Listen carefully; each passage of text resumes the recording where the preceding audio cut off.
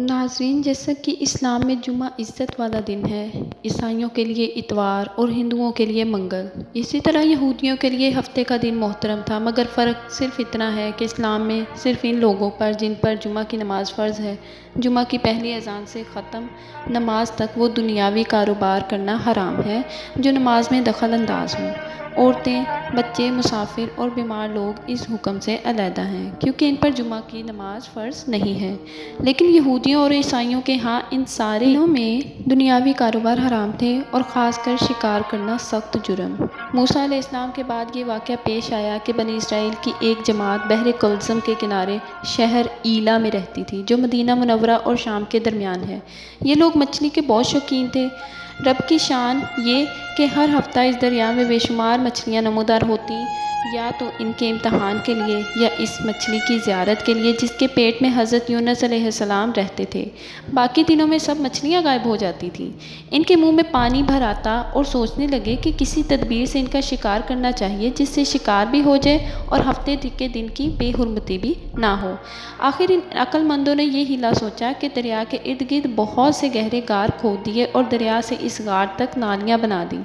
جمعے کی شام کو ان نالیوں کا منہ کھول دیتے کہ پانی کے ساتھ مچھلیاں ان گڑھوں میں آ جائیں، اور اتوار کے دن ان گڑھوں سے پکڑ لیتے تھے اور کہتے کہ ہم ہفتے کو شکار نہیں کرتے۔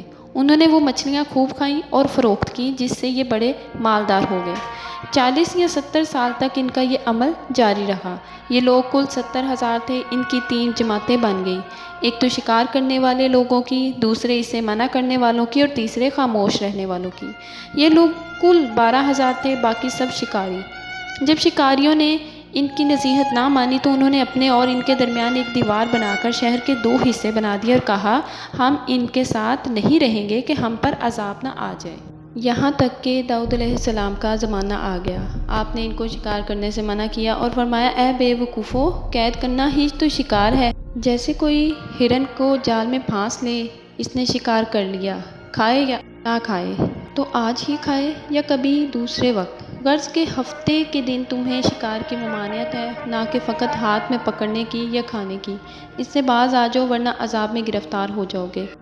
شکاریوں نے کہا کہ ہم تو بہت عرصہ سے یہ کام کر رہے ہیں، اگر یہ برا ہوتا تو اب تک ہم کو امن کیوں ملتی رہی؟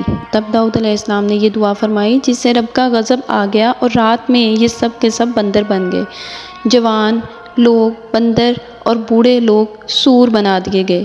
ان کے عقل و حواس تو باقی رہے مگر ان کی قوت گویائی جاتی رہی اور جسموں سے سخت بدبو نکلنے لگی۔ صبح کے وقت اس محلے کے لوگوں نے انہیں دیکھا کہ نہ تو اس محلے سے کوئی آدمی آتا ہے اور نہ ہی کوئی آواز، نہ کوئی دھواں وغیرہ نکلتا ہے، تو یہ دیواروں پر چڑھ کر ان کے گھروں میں داخل ہو گئے۔ وہ بندر ان کو دیکھ کر ان کی طرف دوڑے اور ان کے قدموں سے لپٹنے لگے اور ان کے کپڑے سونگھتے اور روتے تھے۔ ان لوگوں نے کہا کہ کیا ہم نے تمہیں شکار کرنے سے منع نہ کیا تھا؟ وہ بندر سر ہلاتے اور آنسو ان کے رخساروں پر بہتے تھے۔ اس حال پر ان کو 3 روز گزرے اور سب ہلاک کر دیے گئے، نہ کوئی باقی بچا اور نہ ہی ان کی نسل آگے چلی۔ لوگوں میں یہ مشہور ہے کہ موجودہ بندر انہی کی نسل میں سے ہیں، لیکن یہ غلط ہے۔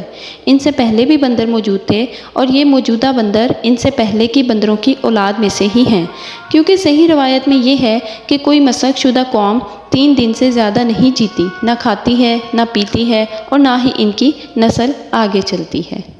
ناظرین، اسی طرح کے سچے اسلامی واقعات سننے کے لیے ہمارے چینل کو سبسکرائب کرنا نہ بھولیے گا۔ اللہ حافظ۔